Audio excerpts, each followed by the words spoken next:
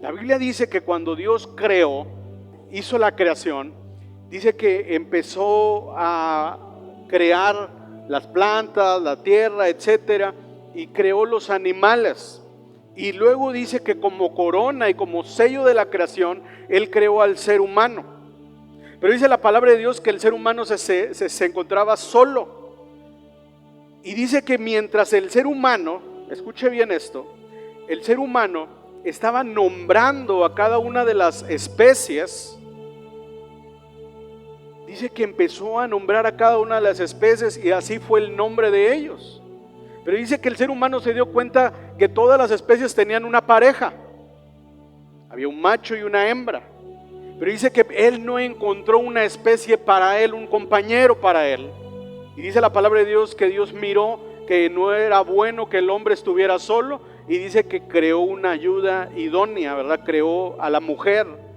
Y la mujer es el complemento del hombre y el hombre es el complemento de la mujer. Hoy en día hemos estado viendo que hay una serie de ataques en contra del diseño de la familia, del diseño del matrimonio, y le pueden decir a la mujer: tú te puedes realizar sola, sin un hombre, y al hombre le dicen lo mismo: tú no necesitas una mujer para ser feliz. Pero ¿qué dice la Escritura? La Escritura dice que no es bueno que el hombre esté solo, porque somos seres relacionales. Y no solamente solo en la cuestión de la convivencia, sino que solo en la cuestión de estar en complementados, de estar unidos. Por eso le digo, el hombre no se puede sentir realizado sin un complemento, porque el complemento es su mujer, el complemento es su esposa. Amén. ¿Estamos? Ahora, ¿qué dice la estadística? La estadística dice que 2 de cada 3 matrimonios que se unen se divorcian. Y esa es la estadística. Es decir, que solamente el 30% de los matrimonios puede llegar a cumplir un propósito. Y de ese 30%, ¿cuál es el porcentaje que habrá que realmente son un matrimonio feliz? Porque de ese 30% de matrimonios que creen en hasta que la muerte los separe, ¿cuántos realmente están viviendo en armonía, en bendición, en progreso? Están siendo prósperos, están siendo plenos, están siendo satisfechos. ¿Por qué? Porque no sabemos realmente cuál es. Realmente no sabemos cuál es el verdadero propósito del matrimonio. Y por eso hoy estamos aquí. Y por eso necesitamos encontrar realmente cuál es el sentido, cuál es el valor que tiene el matrimonio para Dios.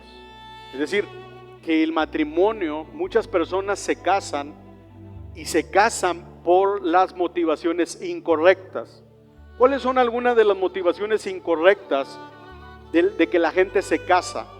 Número 1, porque ya se le está pasando el tren, cree que ya está en edad de casarse y entonces se apresura y se casa.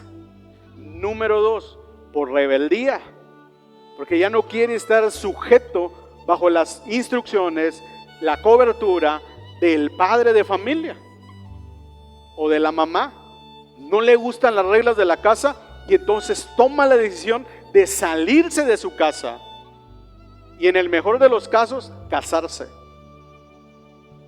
Pero en el escenario más común y en lo que se ve actualmente es juntarse sin ningún compromiso, pero no está listo para dar ese paso.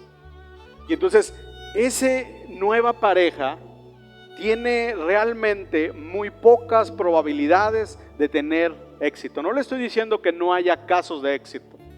Hay muchos casos de éxito. Hay muchas personas que se aventuran y en el camino van rectificando y logran encontrar realmente un verdadero propósito. Por ejemplo, yo en mi caso, cuando me casé, Yo sé que no estaba listo. Yo sé que había muchas cosas que yo tengo que cambiar y hasta la fecha tengo que cambiar muchas cosas. Pero el detalle es que cuando nosotros empezamos a convivir y empezamos a complementarnos, surgió un propósito. Y el propósito es lo que nos ayuda a seguir defendiendo este pacto matrimonial. ¿Ok? Entonces, le voy a decir lo siguiente. Número 1, la mayoría de los matrimonios fracasan porque entran en un estado de monotonía. Hasta hay una canción de eso, ¿verdad? Yo sé que se la sabe. La monotonía es algo que está afectando a la mayoría de los matrimonios. ¿Qué es la monotonía? La monotonía es creer que el matrimonio es solamente sexo, reproducción y trabajo. Y la mayoría de los matrimonios están viviendo de esa manera. ¿Qué es eso? Sexo, reproducción y trabajo. Y eso es la monotonía. Eso es lo que está manteniendo la mayoría de las familias. Es decir, las personas están únicamente trabajando para mantener, para proveer, y creen que eso es suficiente para poder mantener una familia y llevarla al éxito. ¿Ok? Por ejemplo, el domingo pasado yo hablaba de aptitud versus actitud. Y cuando nosotros somos aptos o nos creemos o nos sentimos aptos para casarnos, es porque ya tenemos cierto nivel de estabilidad económica y podemos ser buenos proveedores. Y creemos que eso es suficiente para ser un buen esposo y para ser un buen padre. ¿Ok? Entonces estoy proveyendo, tengo la aptitud para poder proveer, pero a lo mejor las actitudes de mi corazón no son las correctas. El día de ayer o en la madrugada de hoy tenía una plática con mi esposa muy profunda. Yo sé que usted ha tenido ese tipo de pláticas. Y ella me decía, ¿por qué eres así? ¿Por qué eres así? ¿Por qué tienes esa tendencia? ¿Verdad? Y ella me estaba haciendo en forma de reclamo. Y yo ya tenía la predicación y ya la iba a predicar en la madrugada, pero me aguanté. Y somos así, y esa es la pregunta, la que muchos matrimonios fracasan porque no logran entender a su pareja. El domingo pasado les hablaba que cuando una persona va a tener un hijo, una mujer, que en el momento de la intimidad, ¿verdad? Hay algo, ¿verdad? El esperma del hombre llega y baja por las trompas de falopio y es el primer contacto con el óvulo. Y esa etapa se llama cigoto. Y allí, en esa etapa, en ese primer contacto, es cuando se abre un portal espiritual en la vida del ser humano, en el cual hay una transferencia de genética. O sea, entra cigoto. Y después la segunda etapa es el embrión. Y la palabra dice que en esa etapa de la concepción, dice la escritura, que Dios escribe todos los hechos del ser humano. Es decir, que Dios ya puso un propósito, pero también la herencia genética, la carga genética entra al embrión. ¿Ok? Y luego de esa etapa sigue la etapa del feto. Y esa etapa es la etapa en donde la mujer durante el embarazo comienza a recibir muchas cosas que están a su alrededor: depresión, maltrato, ira, etcétera. Y todo eso lo está recibiendo el bebé debido a la información espiritual que Dios deposita en él. debido al propósito que Dios deposita en él, debido a la herencia genética que Dios que trajo los papás y la mamá, y debido al medio que la rodea, y salen los bebés. Y desde ese momento el bebé ya tiene una carga de información. Es decir, ahí es donde está el potencial para hacer ciertos tipos de cosas y para cometer cierto tipo de pecados. O sea, es el potencial, es la semilla. ¿Ok? Es la semilla. Entonces, cuando nosotros vemos a un adulto con cierta tendencia a hacer cualquier cosa, cosas buenas y cosas malas, es porque en esas 3 etapas ya se estuvo creando y se estuvo formando en eso. ¿Ok? La palabra de Dios dice, por ejemplo, que Abraham mintió sobre su mujer. Y la palabra de Dios dice que Jacob, su hijo, mintió sobre su mujer. Y la palabra de Dios dice que Isaac, el nieto de Abraham, mintió sobre su mujer. ¿Cómo se llama eso? Eso es un ciclo, eso es un esquema familiar no saludable que se está repitiendo de generación en generación. ¿Por qué sucede?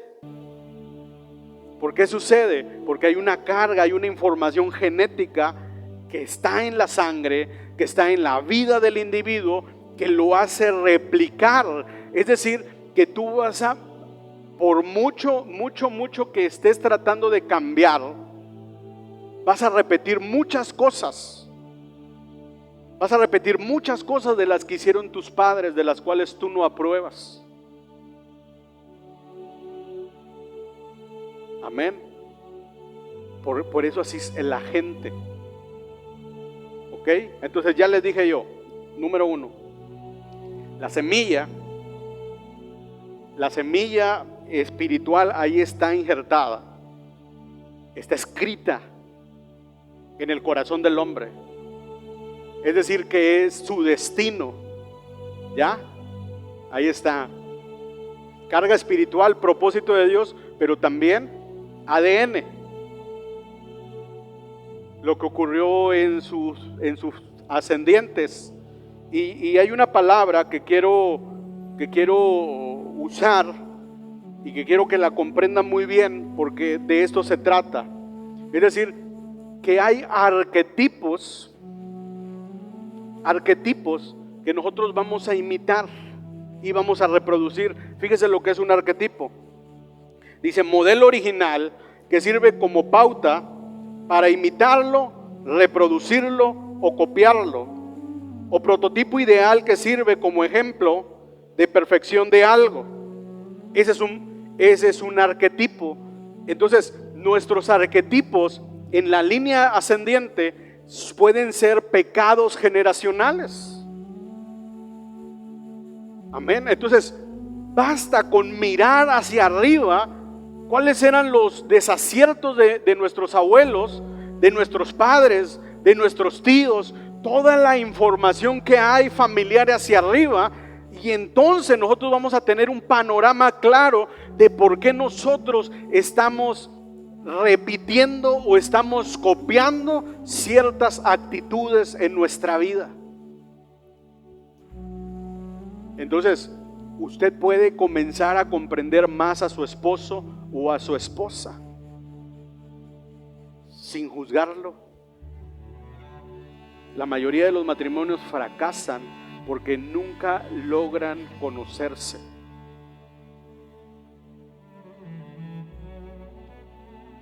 Nunca logran conocerse.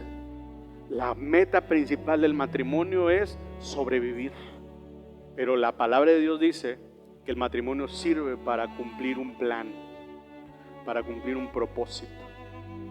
Y cuando nosotros encontramos el verdadero propósito, es cuando nosotros podemos empezar a tener un matrimonio muy saludable y muy próspero. Cuando empezamos a sanar. Porque ya le dije yo, Una cosa es tener la semilla, el potencial de hacer lo incorrecto. Por ejemplo, una familia que ha sufrido de divorcios. Llegan los hijos y tienen ese potencial de divorciarse.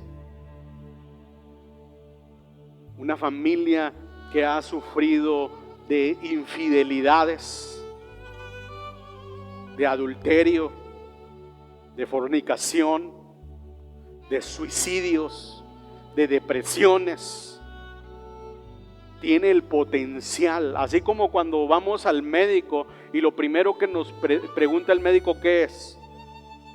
¿Hay diabetes en sus familias? Sí, todos diabéticos. Usted tiene el potencial para ser diabético. ¿Hay cáncer?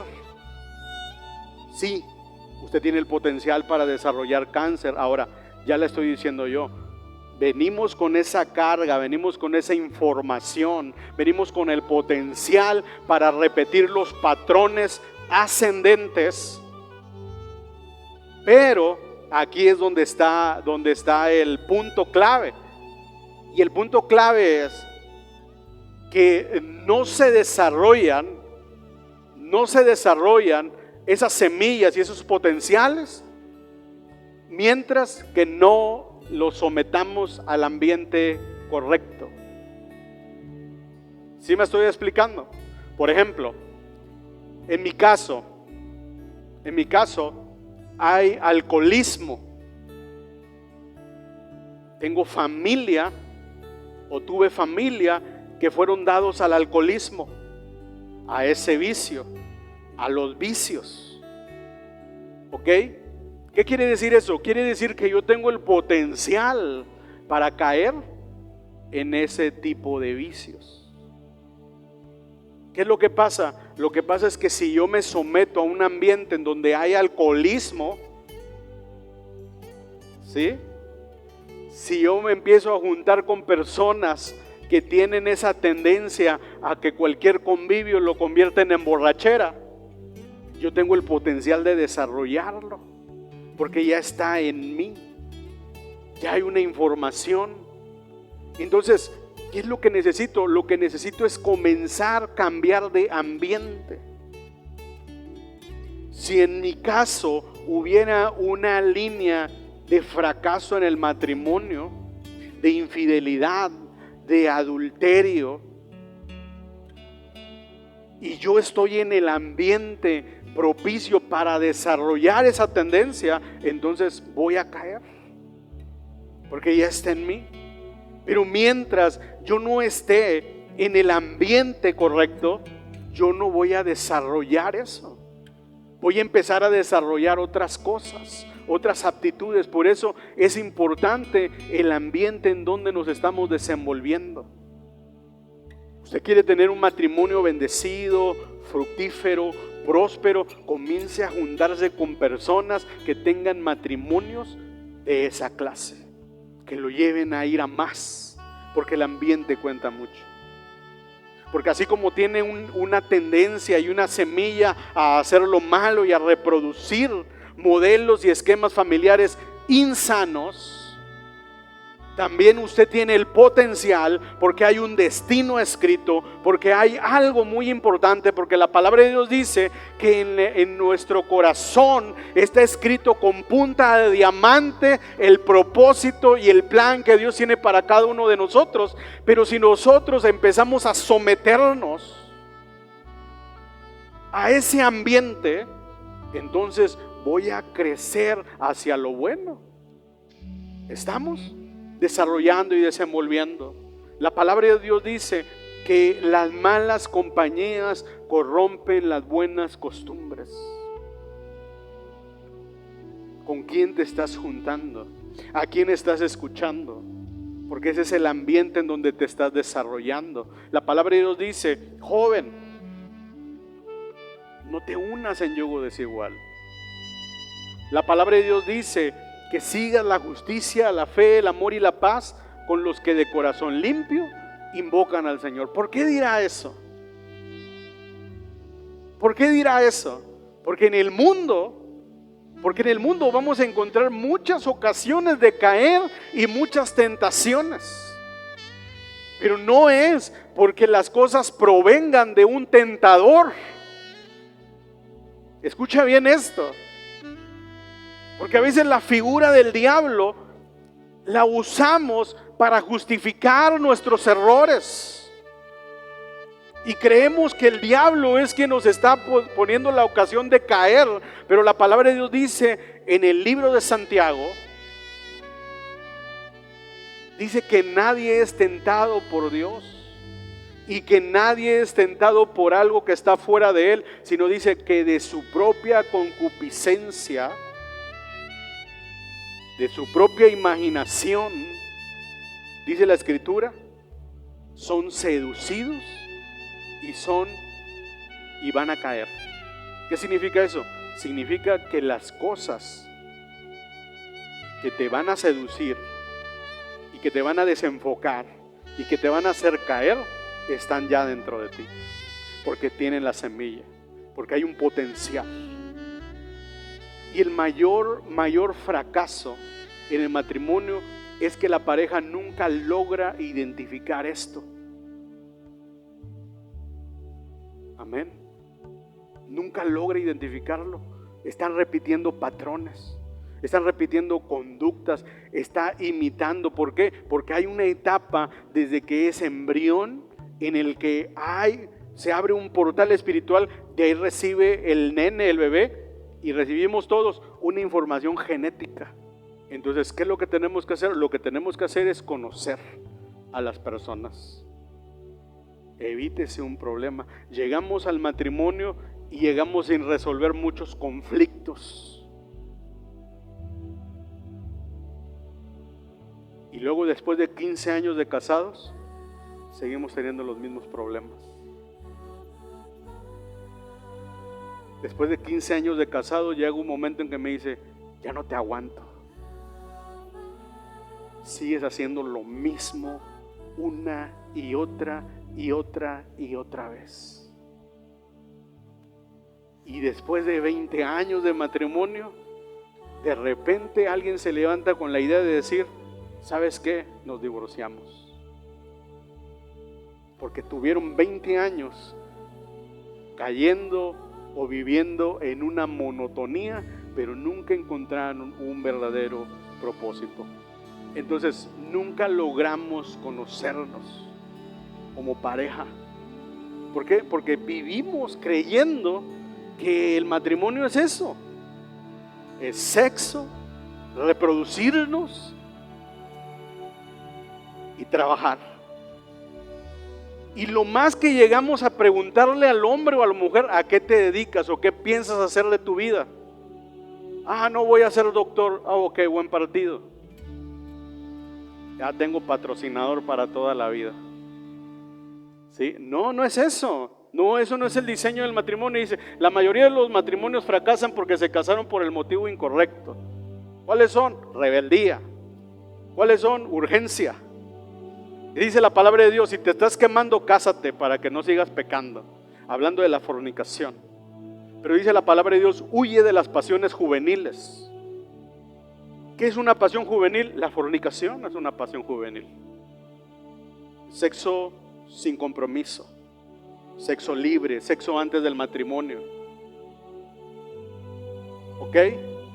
¿Estamos? Motivo incorrecto. Motivo incorrecto: rebeldía, querer salirme de la casa de mis padres para que ya nadie me diga nada, me diga qué hacer.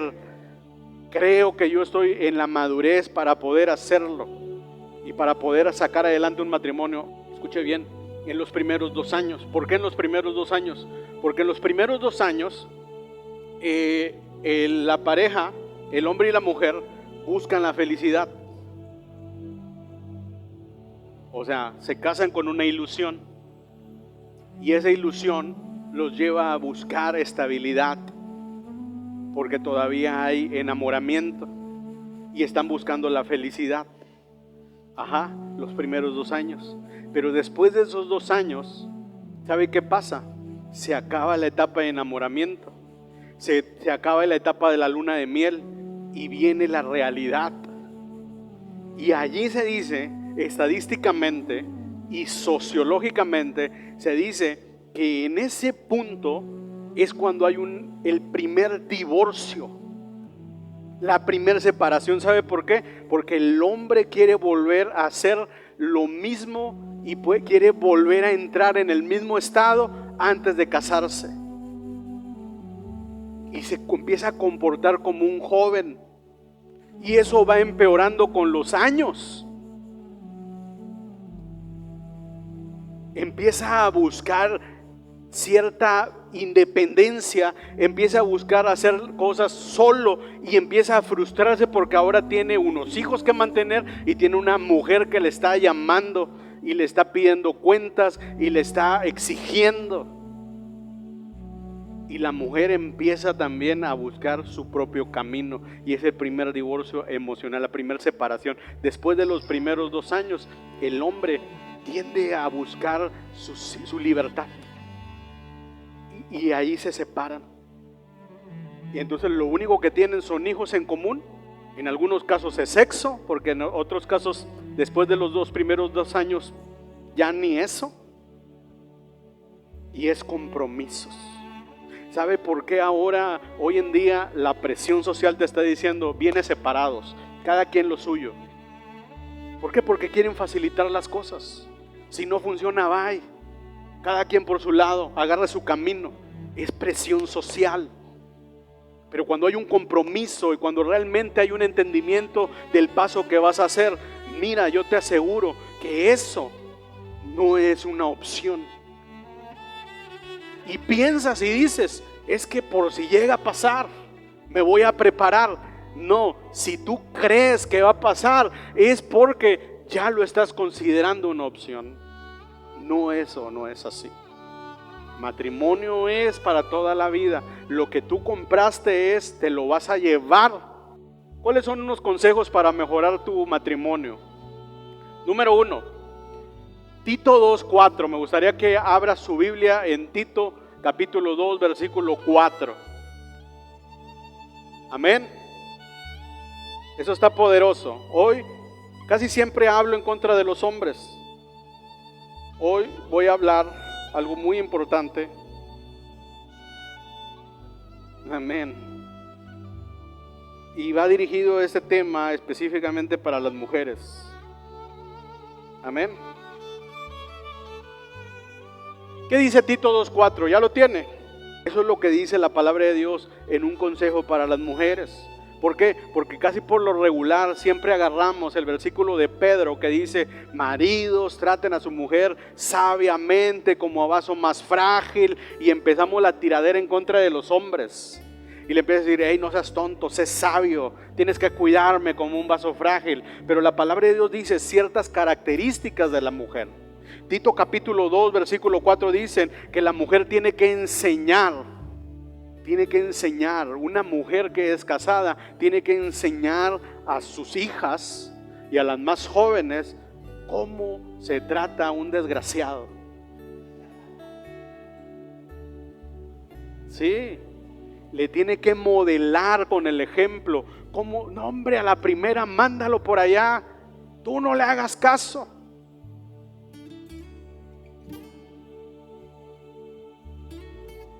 Amén. ¿Y qué dice la Barbie? ¿Qué dice la Barbie? No necesitas a ningún hombre, es tu criado, lo tienes que tener así. ¿Por qué? Porque hay chantaje. ¿Sabes por qué? Porque el hombre busca complementarse siempre a través de la intimidad, del sexo. Ese es el complemento del hombre. Para la mujer no.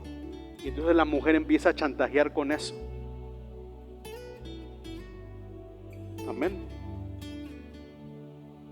Y el hombre empieza a ceder porque tiene mucha necesidad de complementarse.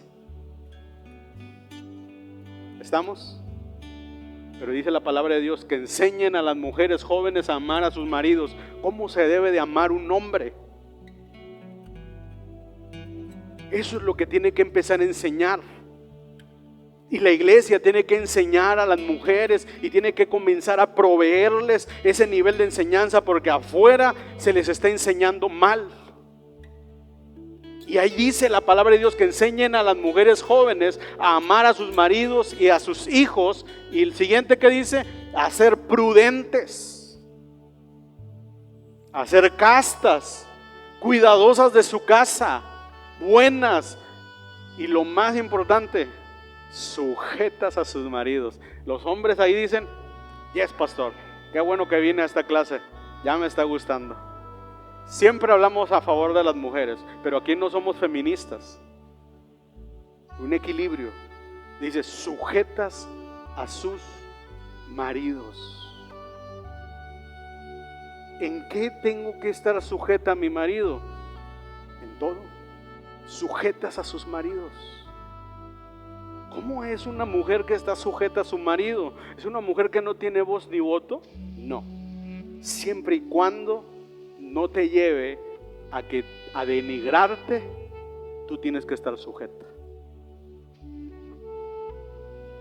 Sujeta a tu marido. Hay muchos hombres que tienen un problemita aquí. Y entonces empieza a platicar con el amigo que está más pervertido que, oye, ¿nunca has pensado en un trío? Oye, yo te estoy hablando de eso porque eso es la realidad. Y el hombre, no, fíjate que nunca se me había ocurrido. ¿Por qué no hablas con tu mujer? A lo mejor eso es lo que les hace falta. Invitar a otra persona. Y empieza. Y entonces el hombre dice la Biblia, oye, mira, aquí dice que tienes que estar sujeta a mí.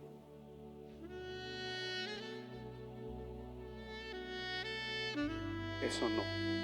Siempre que no te denigre en tu integridad, estate sujeta.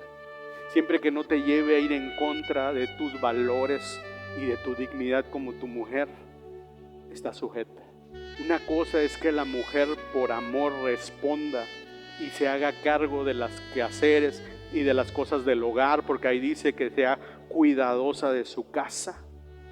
Y otra cosa es que el hombre crea que la mujer es su criada, que es su sirvienta. Son cosas distintas. Amén.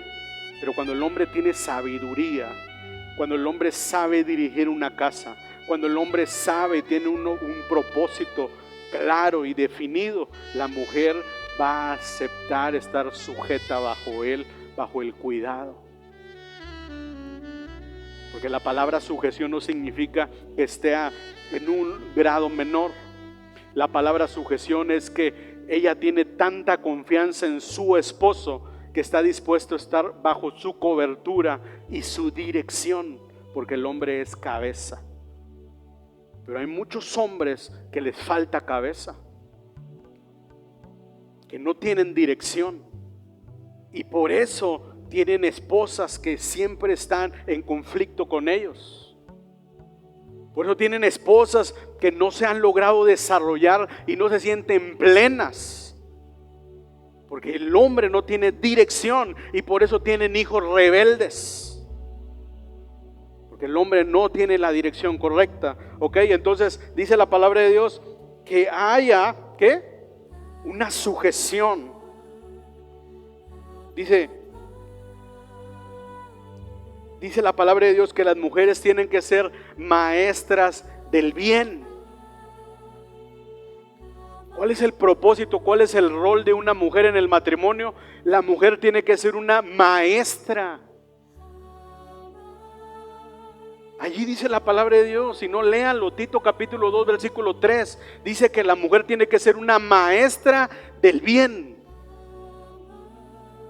no una mujer rencillosa. O entonces la mujer tiene que fungir un rol, tiene que ser una maestra del bien, tiene que enseñar el camino del amor. Ok, número 2. Sí, Efesios 5:22. Vamos a Efesios 5:22. Y ahí habla acerca de la sujeción. Y es una de las características y atributos de lo que es un verdadero hijo de la luz. Dice, someteos unos a otros con el temor de Dios. Las casadas estén sujetas a sus propios maridos como al Señor, porque el marido es cabeza de la mujer, así como Cristo es cabeza de la iglesia, la cual es su cuerpo y Él es su Salvador. Así que como la iglesia está sujeta a Cristo, así también las casadas lo estén a sus maridos. ¿Ok? ¿Cómo debe ser una mujer? Una mujer tiene que estar sujeta a su marido. Hay muchas mujeres que están sujetas a Dios, porque están dentro de una iglesia, pero no están sujetas a sus maridos. Y se brincan esta parte. No, primero es Dios y primero es la iglesia antes que tú. No, la palabra de Dios dice, así como está sujeta a Dios, así tiene que estar sujeta a su marido. Primero mi mamá y primero mis hermanos y luego tú. A mamá la conocí antes que a ti y primero está mi mamá. No, la palabra de Dios dice sujeta a su marido. Por eso la palabra de Dios dice que dejarán los dos a su padre y a su madre y se unirán. ¿Cuál es el propósito de un matrimonio? El propósito de un matrimonio es entrelazar dos historias y abandonar la historia de cuando eras soltero o soltera y empezar una nueva historia. Amén. Una nueva historia. ¿Qué significa? Que mis papás tenían tradiciones y yo como hijo en esa familia tenía muchas tradiciones y mi esposa tenía muchas tradiciones. Pero cuando nosotros nos acercamos y empezamos a tener una relación ya formal como un matrimonio, la historia de mi familia quedó atrás y la historia de su familia quedó atrás. Ahora somos una nueva historia, nuevas tradiciones. Y tenemos que empezar a caminar. ¿Estamos de acuerdo? Entonces, número 2, un consejo para mejorar tu matrimonio es la sujeción. Sujeción a la autoridad, pero no esclavitud. ¿Ok? Estamos. Pero dice la palabra de Dios, ¿cómo puedes hacer que tu mujer responda en sujeción a ti? Dice la palabra de Dios, maridos, amad a vuestras mujeres, así como Cristo amó a la iglesia y se entregó a sí mismo por ella. Hay una condición. ¿Tú quieres que tu mujer responda y se sujete a ti? Tú tienes que imitar a Cristo. ¿Y cómo es Cristo? Dice la palabra de Dios que Él murió por su iglesia, entregó su vida. ¿Qué significa? Que tú tienes que hacer lo mismo. Tienes que entregar tu vida. ¿Cómo tiene que ser un marido? Un marido te tiene que entregar. Se tiene que sacrificar. Tiene que estar allí, al pie del cañón. Amar, porque ese es el máximo nivel del amor. Entregar tu vida. Amas tanto que pierdes tu vida por amor. Y empiezas a entregar tu vida, empiezas a entregar tu trabajo, empiezas a entregar cada parte de ti. ¿Para qué? Para que tu familia, para que tu esposa está bien. ¿Sabes por qué? Porque eso es lo más sabio que puedes hacer. Porque si tu esposa está emocionalmente bien y está saludablemente bien, ¿sabes qué? Ella es la reguladora del ambiente en tu casa. Pastor, ¿por qué no me salen las cuentas? Porque estoy en problemas financieros. ¿Por qué estoy en medio de deudas? ¿Por qué no me alcanza? ¿Por qué me siento vacío? ¿Por qué me siento? Mira a tu esposa. Emocionalmente, ¿cómo está? ¿Está saludable?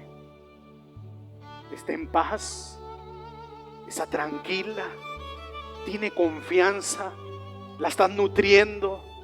¿La estás llevando a desarrollar, a crecer? Ella es la reguladora de ambiente. Y ya te dije, el ambiente cuenta mucho para que todo crezca. Prosperidad, la reguladora es tu esposa.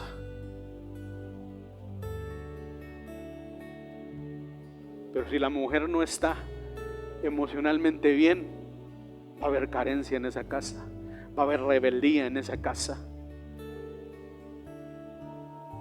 Los hijos van a hacer lo que quieren. No va a haber disciplina, no va a haber orden, porque la mujer es la reguladora. Amén. No es el trabajo de la mujer. La mujer administra todo eso. Pero mientras que haya un hombre que esté nutriendo, que esté teniendo la dirección, que esté entregando su vida. Y dice lo siguiente: la mujer sabia edifica su casa, mas la necia con sus manos la derriba. Hay muchas mujeres a las que se les ha entregado todo. A veces no es por causa del hombre. El hombre se está esforzando, el hombre trabaja duro, el hombre está enfocado, el hombre está haciendo todo lo que está a su alcance, sacrificó su vida y se lo entrega a la esposa.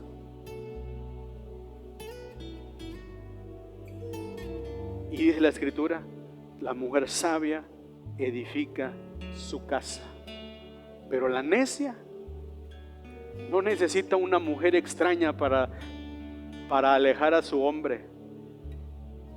Dice: no, es que hay una robamaridos en la oficina. Y decía alguien: si me quisiera robar un marido, no fuera el tuyo, fuera el de Jennifer López, un millonario, no al tuyo.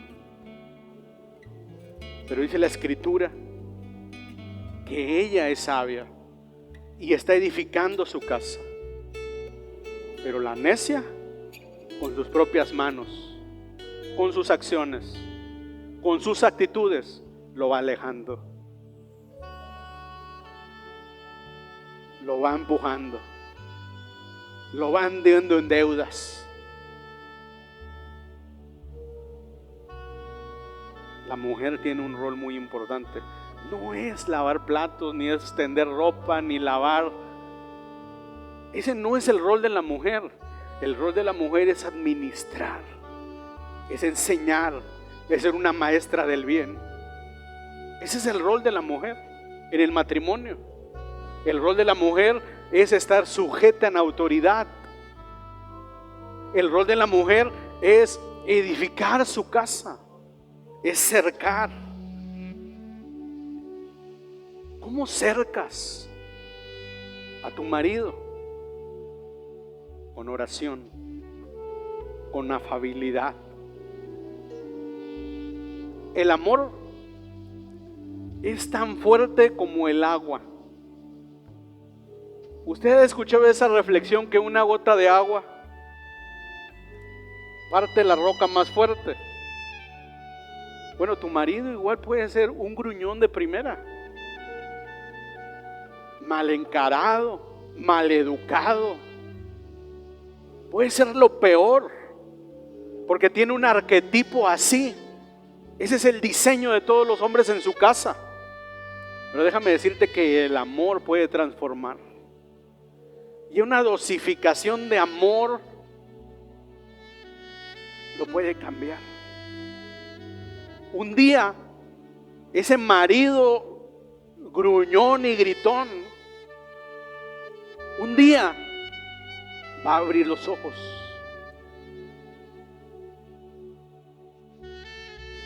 Va a abrir los ojos y va a decirte: ¿por qué te hago sufrir tanto? Amén. Amén. Y va a comprender que tiene un problema. Y ese día te va a decir: necesito ayuda. Porque te amo, pero por más que intento, mi naturaleza no me permite hacer algo. Pero ahí es donde la fuerza del amor empieza a actuar y empieza a transformarlo todo. ¿Cuál es la meta de la mujer en el matrimonio? Proverbios, capítulo 18, versículo 22. Dice: al que haya esposa haya el bien, y alcanza la benevolencia de Jehová. Esa es la meta, que la esposa sea el acceso al favor de Dios. Necesitamos empezar a cambiar. ¿Cuál es el propósito del matrimonio? Se los voy a presentar y con eso termino. Y empieza a preparar su corazón. Es más, cierre sus ojos y comience a orar y a decir: Padre, el día de hoy preparo mi corazón para recibir esta palabra. El día de hoy, Señor, abro mi corazón para poder, Señor, recibir esta semilla, Padre. Y te pido en el nombre de Jesús que comience, Señor, a cambiar mi vida, Señor, y empieces a traer sabiduría y revelación. Gracias, Padre. 3 propósitos del matrimonio. Número 1, el matrimonio es inversión. Tú quieres tener un matrimonio saludable, tienes que invertir. Tienes que invertir en tu esposa. Esposa, tienes que comenzar a invertir en tu esposo. El matrimonio es inversión. ¿Ok? Número 2. ¿Qué es el matrimonio? El matrimonio es complementario. ¿Qué significa? Él te necesita y tú la necesitas a ella. Tiene que haber acuerdo, ir hacia el mismo rumbo. Cuando los dos se ponen de acuerdo acerca de algo, te aseguro que van a salir de deudas. Los dos en acuerdo. Es complementario el matrimonio porque tiene que haber realmente, tienes que dejar a la mujer que te ayude. Muchos hombres toman decisiones por ellos mismos. No consultan a su esposa porque le dicen: no, ¿tú qué vas a saber? Tú no sabes de esto. Déjame decirte, hombre, que cuando tú haces eso, tú te estás perdiendo la ayuda de Dios. Porque la palabra de Dios dice que Él puso una mujer al lado de ti para que te ayude. Y aunque sean cosas de negocio, que sean inversiones, cuando tú le abres tu corazón y le dices: ¿tú cómo ves esto? Desde ese momento la bendición de Dios está sobre ti. Y ella va a tener sabiduría para aconsejar. ¿Por qué? Porque esa es parte de su diseño en el matrimonio. Entonces el matrimonio es complementario. Y número 3, el matrimonio sirve para dejar un legado a las siguientes generaciones. La mayoría de nosotros queremos formar empresarios, médicos, ingenieros. Estamos concentrados en la educación y queremos formar hombres de negocios. Queremos formar profesionistas. Pero yo te quiero decir una cosa: el verdadero propósito del matrimonio es dejar un legado para la siguiente generación. ¿Qué significa eso? Que antes de ser médico, usted tiene que aprender a servir a Dios. Que sea un médico que no le sirva al mundo, que le sirva a Dios. Ese es el propósito, esa es la meta. Tienes una familia, tienes hijos, cumple. ¿Sabes qué pasa? Estamos formando profesionistas. Cuando llegan a cierto nivel, la iglesia ridícula, bye. ¿Yo qué voy a hacer allí? Porque formaste un buen profesionista, pero no formaste un servidor.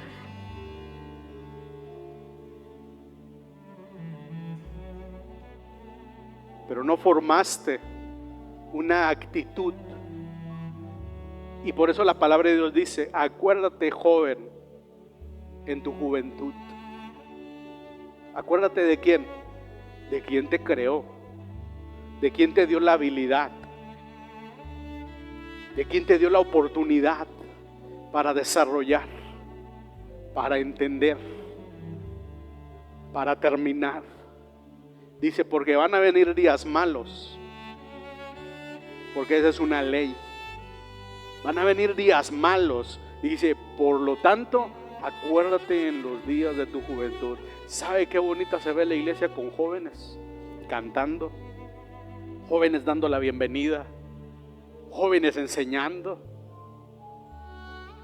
porque se están formando jóvenes que antes de tener título, Dios los está mirando. Esa es nuestra meta, papás.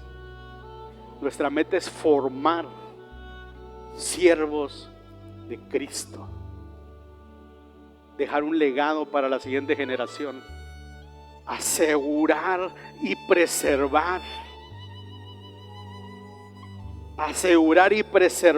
a las siguientes generaciones. ¿Sabes por qué me interesa mucho a mí trabajar con jóvenes de menos de 30 años? Con jóvenes de menos de 24 años. ¿Sabes por qué me enfoco tanto en eso? Porque van a ser los líderes de mis hijos.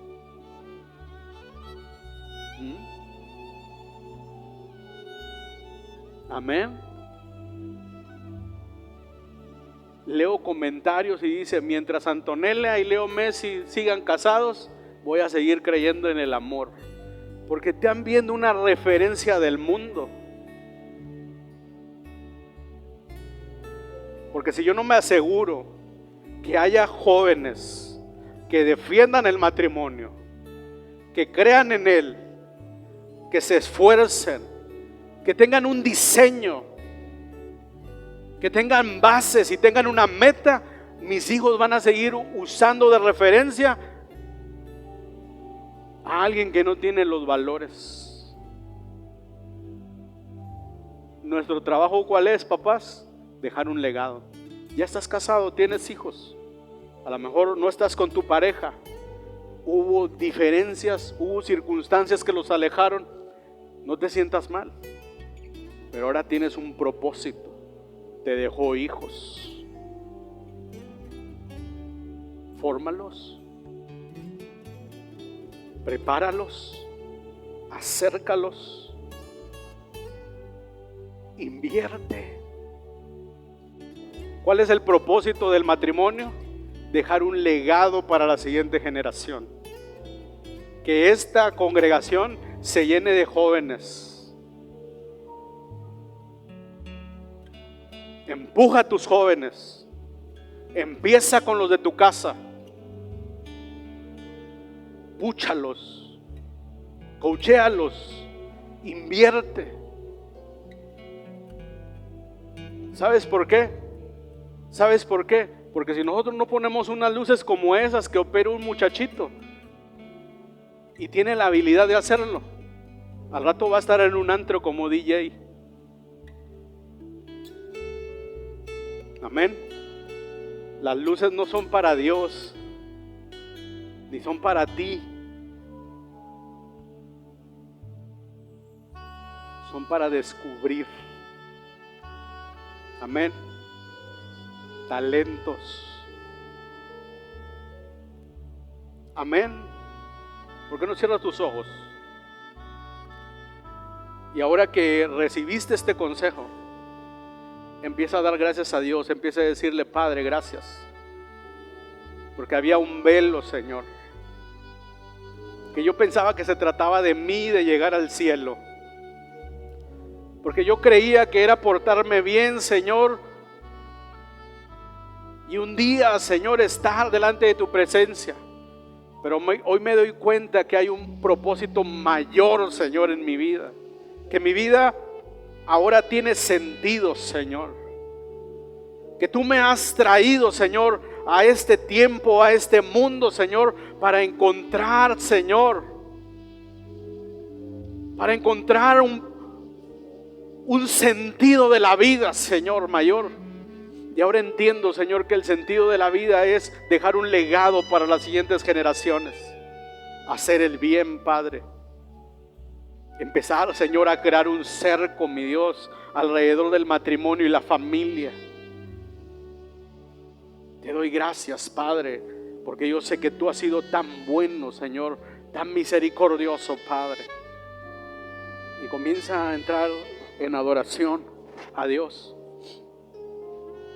Empieza a pedir perdón a Dios. Empieza a decir: perdóname, Dios. Arrepiéntete. Si es necesario arrepentirte. Hay un concepto judío que dice Teshuvah. ¿Qué es eso? Dice que arrepentirse no solamente es sentir remordimiento y carga o un sentido de culpa, sino habla el concepto de que te duele tu corazón de no hacer algo, pero que busca un remedio, que siempre busca algo para poder rectificar. Eso es el verdadero arrepentimiento. Y hoy estamos delante de la presencia de Dios y le decimos: Padre, en el nombre de Jesús,